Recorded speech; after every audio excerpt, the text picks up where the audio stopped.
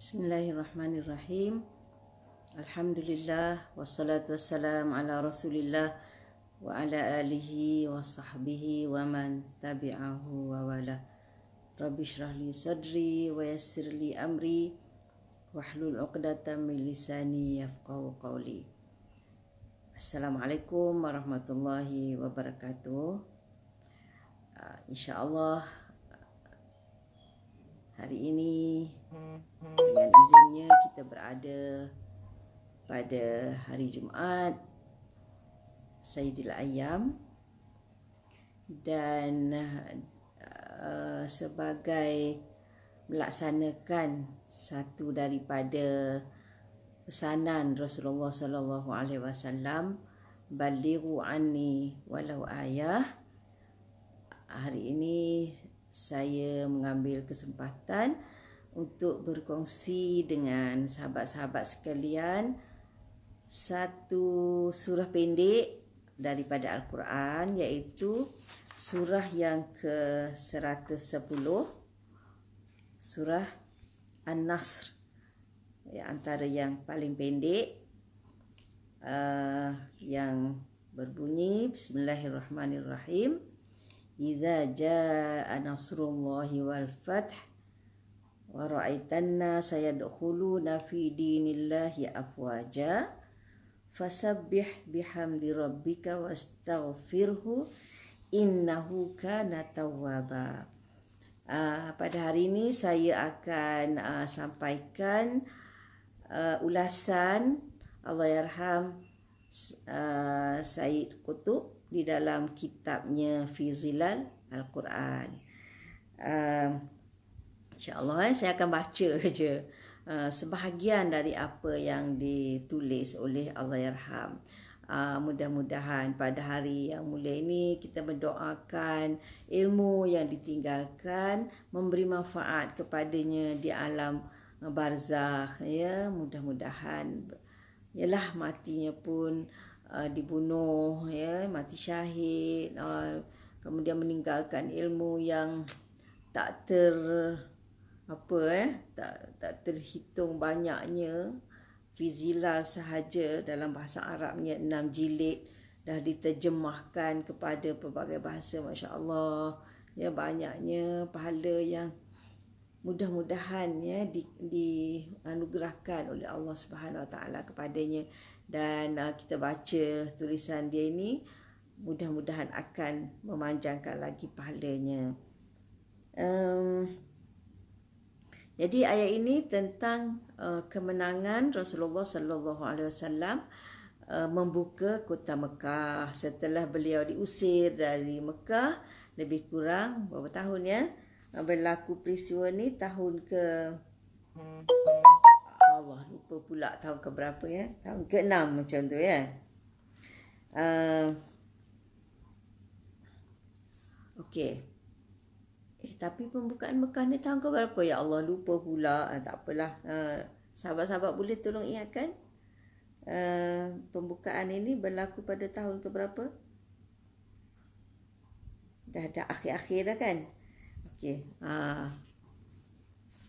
Jadi kata Sayyid Qutb, terdapat beberapa riwayat tentang berkaitan dengan penurunan surah ni. Antaranya diriwayatkan oleh Imam Ahmad bin Hanbal, katanya ialah dibawalah sanadnya daripada Ubay semua-semua tu. Kita baca yang akhir je lah, ya. Iaitu katanya Aisyah radhiyallahu anha berkata, Rasulullah sallallahu alaihi wasallam banyak membaca di akhir hayatnya, ya, banyak membaca di akhir hayatnya, subhanallahi wa bihamdihi astaghfirullah wa atubu ilaih. Maknanya di akhir-akhir hayat Nabi SAW, beliau banyak mengulang-ulang subhanallahi wa bihamdihi astaghfirullah wa atubu ilaih. Dan baginda berkata kepada Aisyah radhiyallahu anha, sesungguhnya Tuhanku memberitahuku bahawa aku akan melihat alamat pada umatku. Dia tak sebut dalam ni alamat apa ya. Dan Tuhan memerintahkan aku apabila aku melihatnya, iaitu melihat alamat itu, supaya aku bertasbih memujinya dan memohon ampun kepadanya. Sesungguhnya dia Maha Pengampun. Maka sesungguhnya aku telah melihatnya, iaitu alamat yang disebut tadi, iaitu iza jaa nasrullahi wal fath. Iaitu itulah alamatnya. Jadi Nabi SAW banyak membaca subhanallah wa bihamdihi astaghfirullah wa atubu ilaih. Selepas dia bermimpi, Allah akan tunjukkan alamat. Dan lebih-lebih lagi apabila alamat itu telah ditunjukkan, iaitu dengan berlakunya Fathu Makkah. Itulah yang dapat kita simpulkan daripada riwayat ini.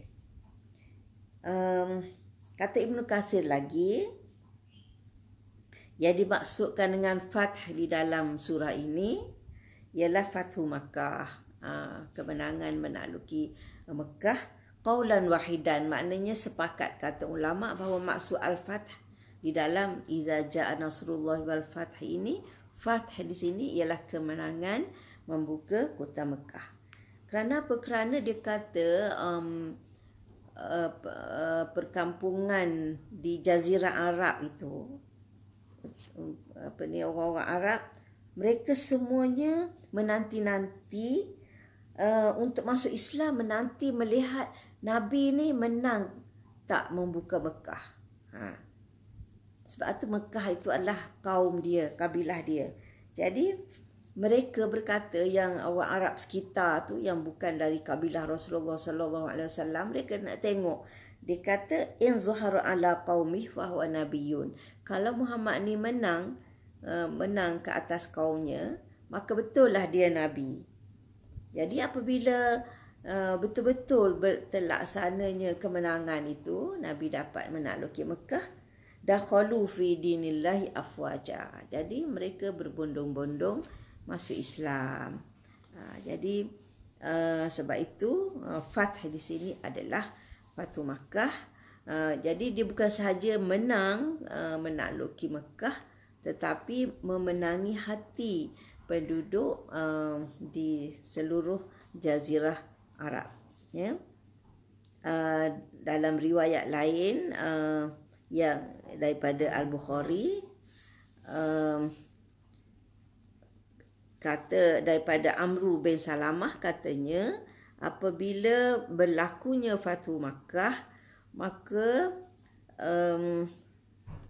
semua kaum di sekitar Mekah itu bersegera memeluk Islam, ya, bersegera datang menemui Rasulullah SAW untuk memeluk Islam, kerana mereka memang menanti-nanti kemenangan Rasulullah SAW. Jadi bila melihat Rasulullah menang, maka mereka yakin bahawa memang betul Rasulullah ini seorang Rasul dan seorang Nabi.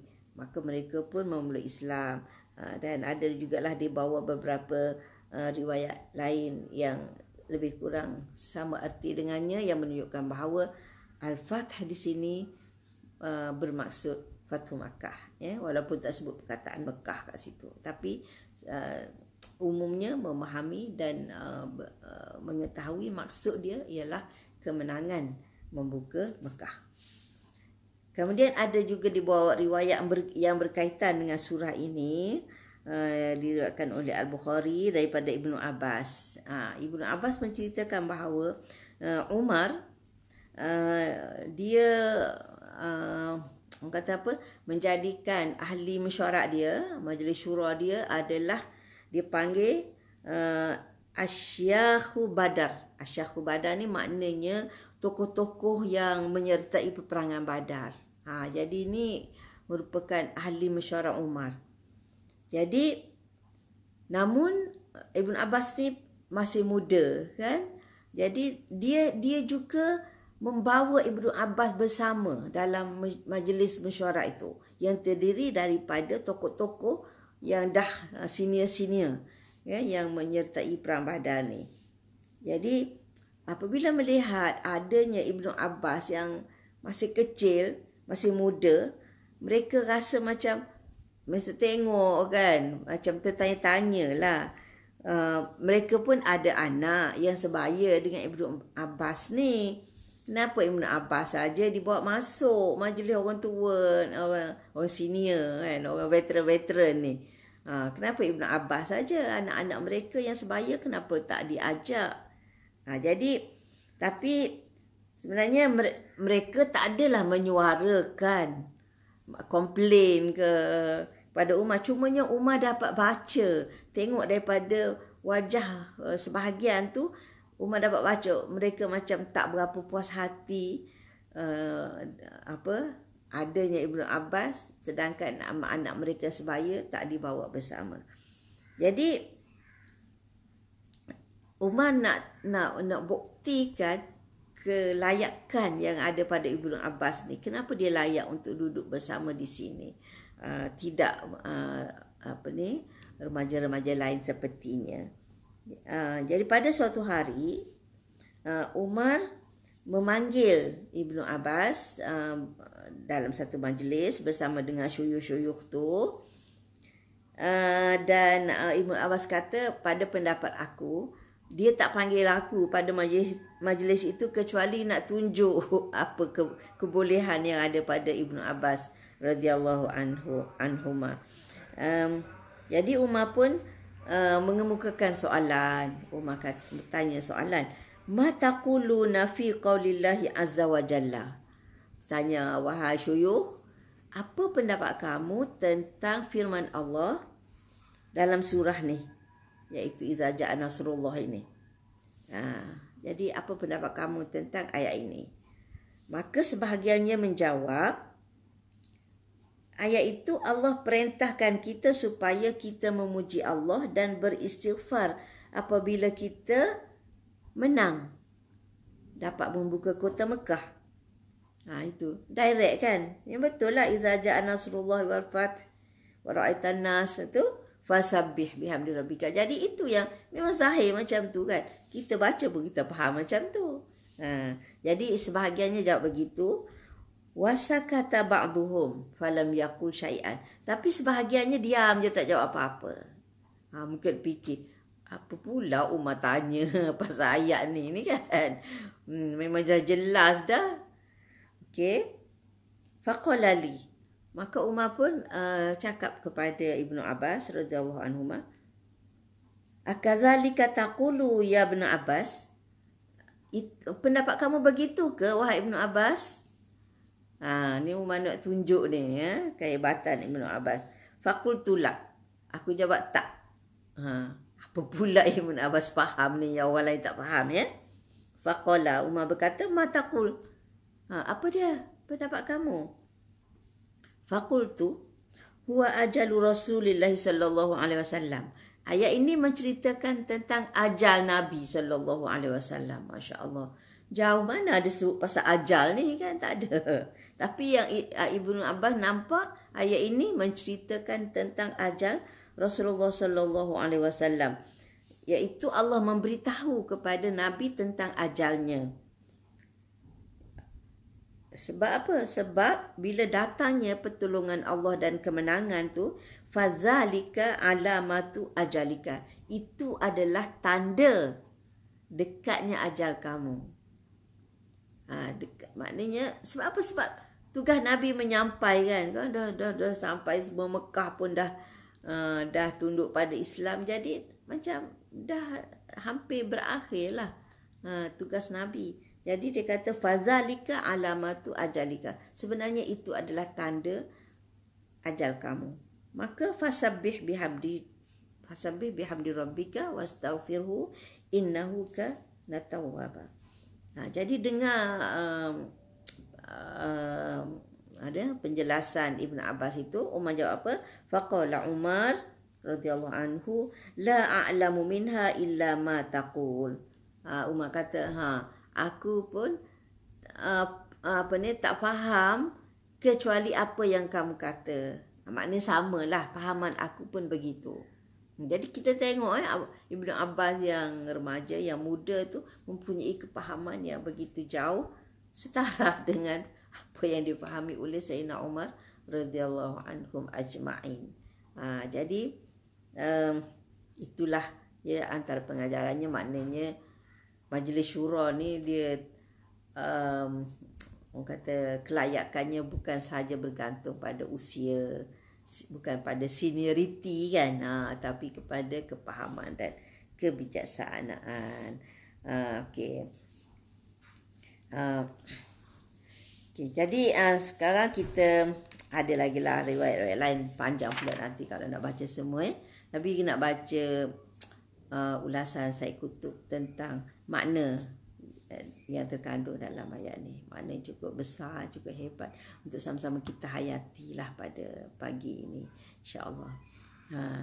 Nampak hari ni tak ramai yang menonton, tapi tak mengapa, saya biasa je lah kan. Kalau seorang pun alhamdulillah. Tapi yang nampak muncul nama kat sini Ainah. Ya, ahlan wa sahlan Ainah.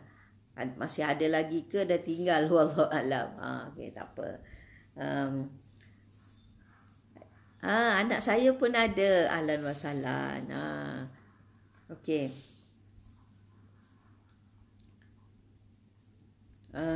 Jadi apa yang pengajaran yang ni yang saya rasa nak kongsi, pengajaran sebagaimana yang dibawa oleh Allahyarham Said Qutb rahimahullah.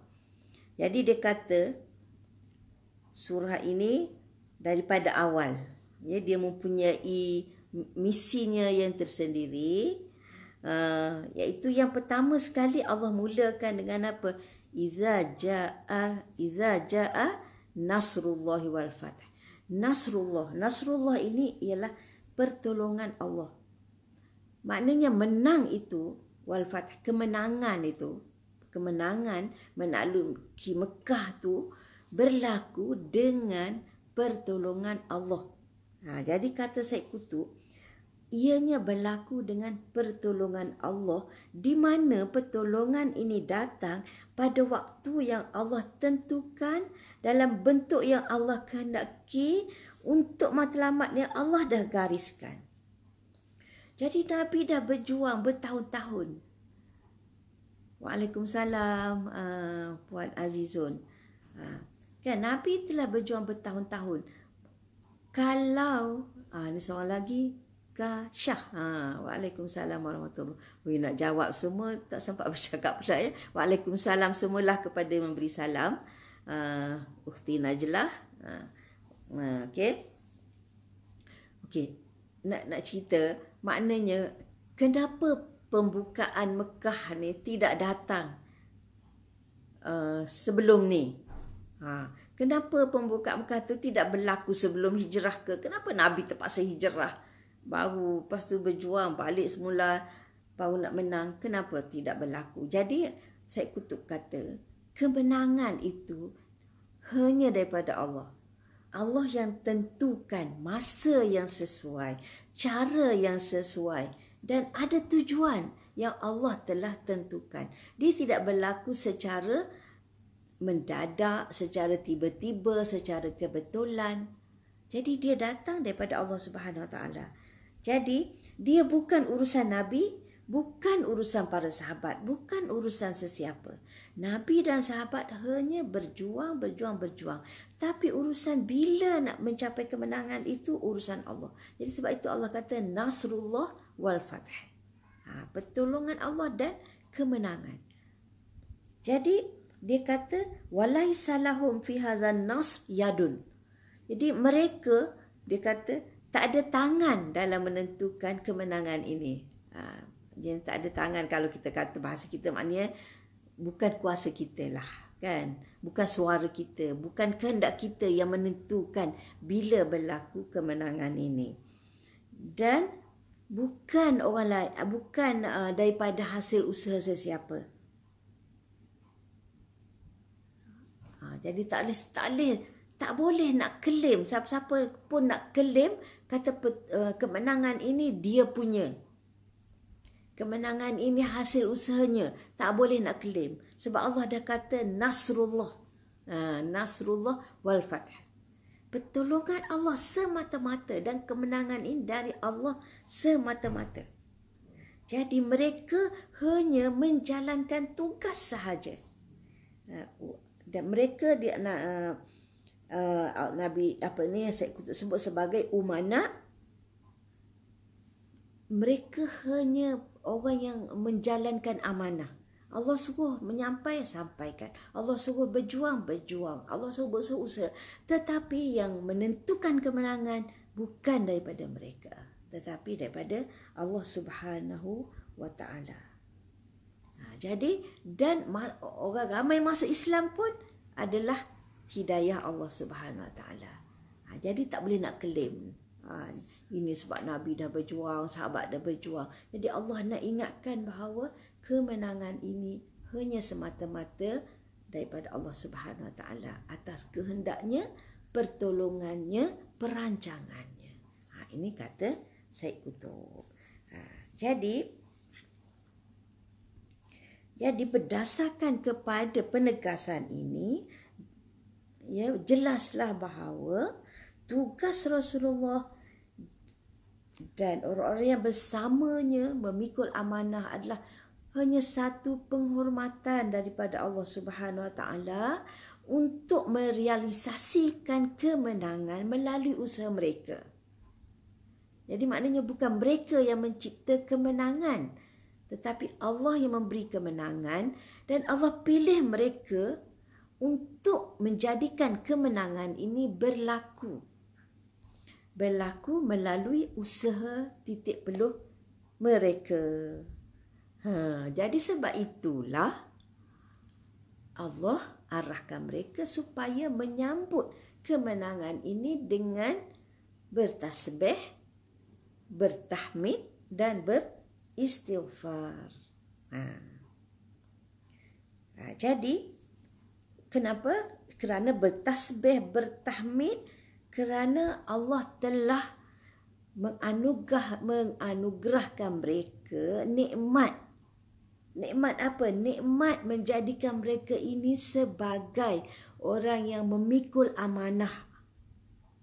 Sebagai orang yang memikul amanah, menyampaikan dakwah, menyampaikan agama Allah. Jadi itu nikmat. Bukan nikmat kemenangan tu. Tapi nikmat mereka terpilih.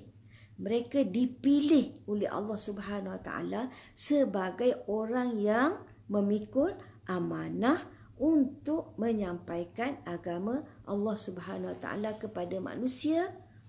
Orang yang memikul amanah menjadi sebab terlaksananya kemenangan agama Allah di muka bumi ini. Jadi atas nikmat itu, maka Allah perintahkan mereka supaya bertasbih, bertahmid dan beristighfar. Okey. Itu dah dapat nikmat. Nikmat apa tadi? Nikmat kerana dipilih untuk menjadi perantara terlaksananya, terciptanya kemenangan yang besar. Kemenangan tersebarnya agama Allah Subhanahu Wa Taala. Kemudian istighfar. Istighfar ni kenapa pula? Dah mereka diberi amanah dan mereka telah menjalankan tanggungjawab semaksimum dah. Kan kita tahulah daripada sirah macam mana sabarnya Nabi, macam mana sabarnya sahabat, macam mana mereka telah berkorban apa saja kan, harta, tenaga, tak kira penat lelah semua kan. Tapi bila menang, dah itu memang nikmat daripada Allah, memang dah tasbih, memang dah tahmid. Jadi sekarang apa orang kata apa munasabahnya istighfar ni? Ini kata Syed Qutb rahimahullah. Dia kata, dan istighfar ini sangat-sangat penting. Kerana dia kata istighfar ni ialah untuk merawat untuk merawat, melayan perasaan hati yang macam-macam, yang berbagai-bagai. Perasaan yang sangat halus, yang mungkin mencucuk, menyerap masuk dalam sanubari tanpa dirasai. Antaranya apa? Az-zuhu alladhi qad yusawirul qalba aw yatadassasu ilaihi min sakratin nasri ba'da tulil kifah. Apa dia? Iaitu istighfar daripada perasaan zuhu. Zuhu ni bangga. Wah kan? Seronok kan? Perasaan bangga yang mungkin meresap, menyerap dalam hati di saat terciptanya kemenangan selepas perjuangan yang panjang. Sahabat faham kan? Dah lama dah susah ni kan? Lama dah susah. Dah terpaksa hijrah, tinggalkan kampung halaman, selai sepinggang, tinggalkan harta, berpisah dengan keluarga, kemudian pergi jihad, ada yang telah gugur, syahid, pergi jihad bukan dapat upah, terpaksa keluarkan harta pula. Allahu Akbar, siang malam tak kira musim panas, musim sejuk, bila Nabi gerah pergi berjihad, segera sahut seruan. Tak boleh nak gambarkan betapa perjuangan yang panjang yang mereka telah lalui. Jadi apabila menang tu, tak ada ke rasa seronok? Rasa bangga.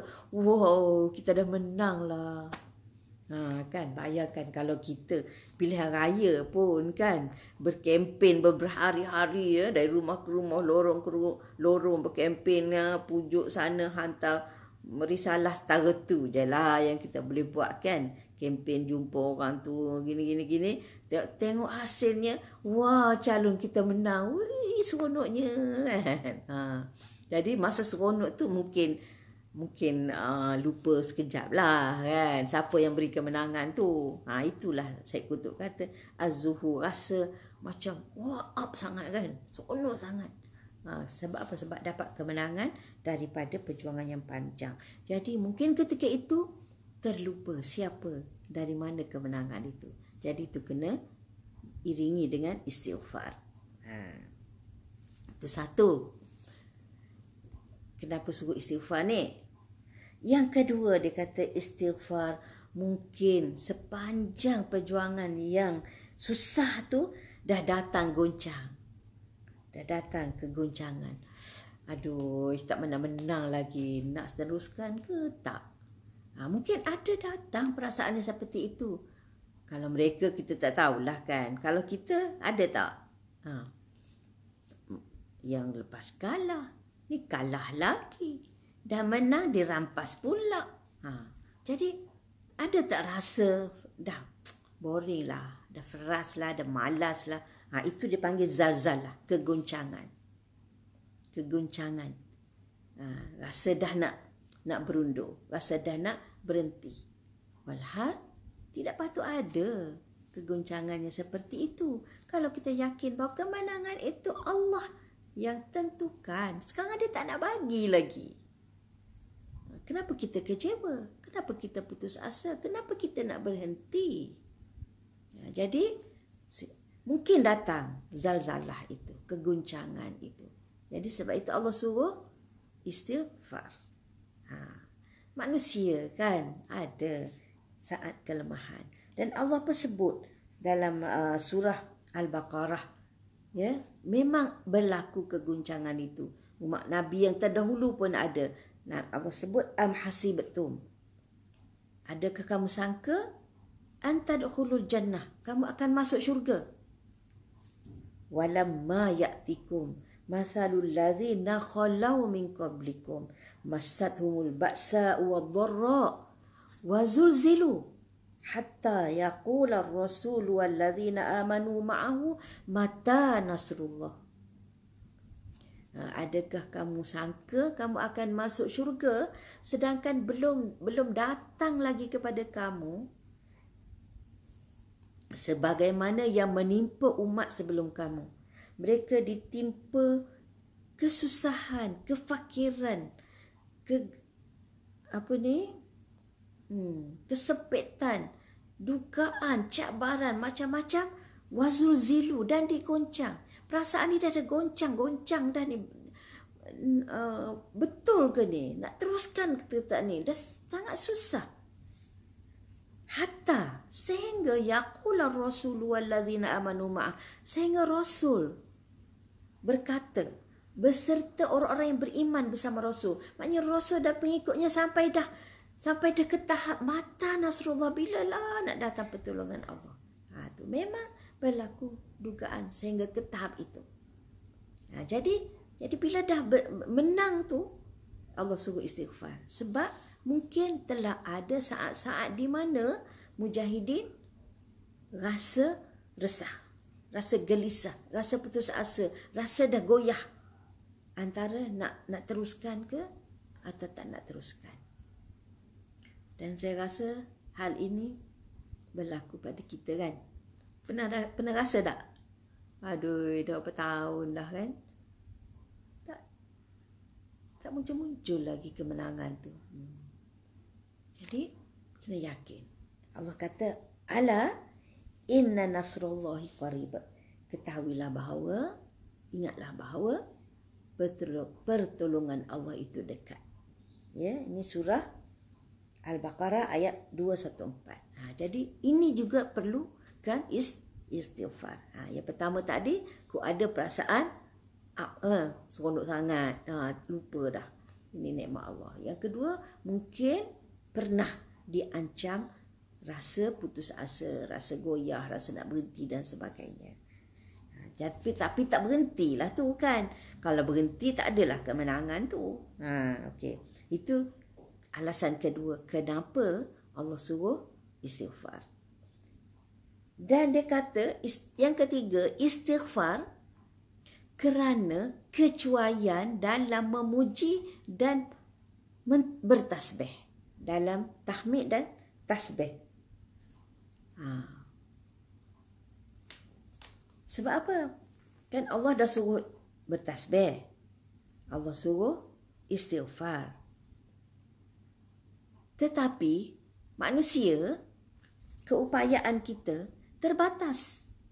Katalah kita istighfar 100 kali, tahmid 1 kali. Agak-agaknya cukup ke dengan nikmat besar yang Allah beri itu? Hatta 1000 kali bertasbih, 1000 kali bertahmid, ia masih tetap terbatas. Ia masih tetap tidak dapat mengimbangi nikmat besar yang Allah anugerahkan itu. Bukan saja nikmat kemenangan ni, nikmat mereka sabar dan istiqamah sehingga menang. Kan? Dah ada saat goncang goyah tu, tapi Allah bantu terus juga sabar, terus juga istiqamah sehingga akhirnya mereka dapat melihat kemenangan itu. Jadi itu nikmat yang memang tak terhitung. Sebab itu Allah kata, wa in ta'udu ni'matallahi la tuhsuha. Kalau kamu nak hitung nikmat Allah, kamu tidak akan dapat membilangnya. Jadi istighfar kita bertahmid, bertasbih banyak mana pun, dia tidak mencukupi berbanding dengan nikmat Allah yang tak terhitung itu. Jadi sebab itu perlu istighfar. Jadi istighfar itu nak saya kata kecuaian dalam bertahmid. Bukan makna kecuaian betul-betul tak istighfar pun, tapi banyak mana pun tetap dianggap kurang berbanding dengan nikmat yang besar. Jadi itu juga perlu kepada istighfar.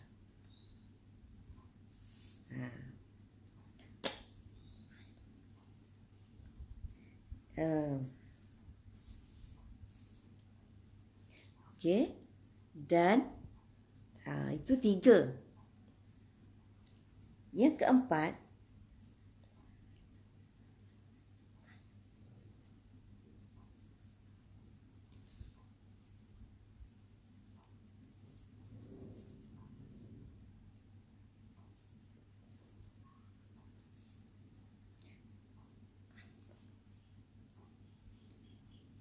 Jadi dia kata yang keempat, Syed Qutb kata, untuk memberikan kita, orang kata apa? Allah, ada susah pula nak cari ayat. Maksudnya di sini, istighfar ni, di saat kita lemah, kita cuai, kita perlu beristighfar. Apalagi di saat menang ni, perlu beristighfar. Sebab apa?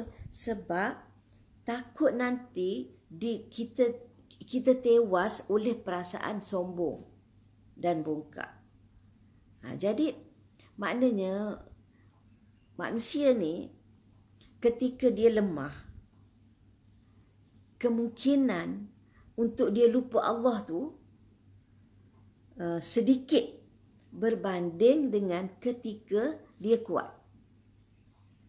Berbanding dengan ketika dia menang. Maknanya kemungkinan untuk kita lupa kepada Allah di saat kita lemah, kalah, di saat kita kalah itu lebih sedikit berbanding kemungkinan untuk kita lupa Allah di saat kita menang. Faham ke? Bahasa macam berbelit ke? Kan? Jadi makna ketika menang itu lebih penting untuk istighfar. Supaya apa? Supaya jangan jadi sombong. Jangan jadi bongkak. Jangan jadi bangga diri. Itu juga perlu kepada istighfar. Mungkin kalau tengah kalah, tengah lemah, sabar, ini dugaan, insya-Allah tak lama lagi kemenangan akan datang. Macam-macam kan kita ingat memperingati ketika kita lemah dan tewas tu. Tapi ketika datang kemenangan tu, syaitan lagi senang nak upkan diri kita sehingga membuatkan kita jauh daripada Allah, dah lupa dah ni pertolongan dan sebagainya. Jadi benda seperti itu tidak mustahil, ya, akan meresap masuk dalam jiwa kita. Jadi sebab itu perlu istighfar. Ni sebab aku pandai lah ni kan. Ini strategi yang aku susun ni boleh menang ni. Ataupun ni sebab keberanian aku lah. Macam-macam kan. Betul tak? Okay. Kemudian dengan beristighfar itu, kata Syed Qutb, kemudian dengan beristighfar itu menanamkan perasaan tawaduk kepada Allah Subhanahu Wa Taala, memohon ampunnya. Dengan itu akan memelihara orang yang menang itu daripada melakukan kezaliman dan menindas orang yang tewas. Bayangkan selama ni orang tu duk lawan kita. Lawan kita dengan macam-macam. Macam-macam lah perlawanan kan. Waalaikumsalam Ustazah Fatimah. Okey. Yalah macam-macam dah cerita mereka duk lawan tu, duk tindas kita, duk sabotaj kita apa semua. Bila kita menang, tak ada ke perasaan nak balas dendam. Sekarang tengok mereka kan, tunduk tewas kan. Tak angkat kepala. Tak ada ke perasaan dendam. Aku hantam kepala engkau kan, macam-macam kan. Jadi maknanya dengan istighfar, ingat kemenangan ini daripada Allah, dia akan mengawal diri daripada sikap zalim, balas dendam, menindas, menafikan hak orang yang lemah. Itulah cantiknya ajaran Allah Subhanahu Wa Taala. Ya, jadi kita ni makhluk hanya sebagai alat. Ya Allah, kalau Allah pilih kita untuk menjadi sebab kemenangan agamanya, maka itu adalah nikmat Allah kepada kita, sahabat-sahabat sekalian. Jadi bersyukurlah kalau Allah memilih kita untuk menjadi sebahagian daripada hamba-hamba Allah yang sentiasa berusaha untuk menyebarkan agama Allah yang agung, agama Allah yang suci ini. Dia tersebar bukan dengan usaha kita. Allah yang menyebarkan, sebab Allah yang membuka hati hamba-hambanya untuk mendapat hidayah itu. Hanya Allah Subhanahu Wa Taala memilih kita untuk menjadi perantara sahaja. Tapi dengan Allah memilih kita menjadi perantara itu, kita pula diberi ganjaran yang tak terhitung. Subhanallah. Memang Maha Pengasih, Maha Penyayang, Maha luas pemberian Allah Subhanahu Wa Taala kepada kita. Jadi apa lagi yang kita nak? Jadi kalau Allah dah pilih kita berada di jalan ini, jalan Islam, mendorong kita untuk berusaha menyampaikan Islam, kemudian menghimpunkan pula kita bersama dengan sahabat-sahabat yang mempunyai matlamat yang sama. Allahu Akbar, nikmat yang tak dapat kita gambarkan, ya betapa bertuahnya kita ini Allah pilih ya untuk menjadi alat melalui kita tersebarnya agama Allah. Jadi sahabat-sahabat yang mendengar perkongsian saya pada pagi ini, tolonglah ya sebar-sebarkan, mudah-mudahan makin ramai di luar sana hamba Allah yang mendapat kefahaman Islam, kefahaman agama Allah melalui kita. Mudah-mudahan dengan itu kita akan mendapat ganjaran yang berlipat ganda. Mudah-mudahan ianya menjadi bekalan yang bermanfaat untuk kita di sisi Allah di akhirat kelak, insya-Allah. Itu saja perkongsian pada pagi ini. Sebagaimana yang saya sebut di awal tadi, perkongsian ini adalah didorong oleh ingin menyahut perintah Nabi SAW, balighu anni walau ayah. Ya, insya-Allah saya telah sampaikan bukan satu ayat hari ini, ya 3 ayat daripada satu surah, iaitu surah An-Nasr. Idza jaa nasrullahi wal fath wa ra'aitan nasa yadkhuluna fi dinillahi afwaja fasabbih bihamdi rabbika wastaghfirhu innahu kana tawwaba. Jadi apa yang saya sampaikan pada pagi ini adalah berdasarkan apa yang ditulis oleh Allahyarham Said Qutb di dalam kitabnya Fi Zilal Al-Quran. Mudah-mudahan sampailah juga pahala yang berlipat ganda kepada penulis kitab ini, insya-Allah. Waalaikumsalam, Ukhti Nuria Osman. Ya, insya-Allah saya akan berhenti di sini. Terima kasih semua kepada yang menonton dan yang sama menyebarkan ilmu ini. Mudah-mudahan kita semua mendapat ganjaran dan keredaan Allah Subhanahu Wa Taala serta keampunannya, insya-Allah. Marilah kita bertasbih memujinya. Subhanakallahumma bihamdik, asyhadu an la ilaha illa anta, astaghfiruka wa atubu ilaih. Bismillahirrahmanirrahim. Wal asr innal insana lafi khusr illa alladhina amanu wa amilus solihat wa tawasaw bis sabr wa tawasaw bil haqq wa tawasaw bis sabr. Baca wal asri pun tersasul ya. Okey, itulah manusia yang lemah. Okey, segala yang baik daripada Allah dan kesalahan dan kekurangan daripada diri yang hina ini. Wabillahi taufiq. Wassalamualaikum warahmatullahi wabarakatuh. Jumpa lagi, insya-Allah.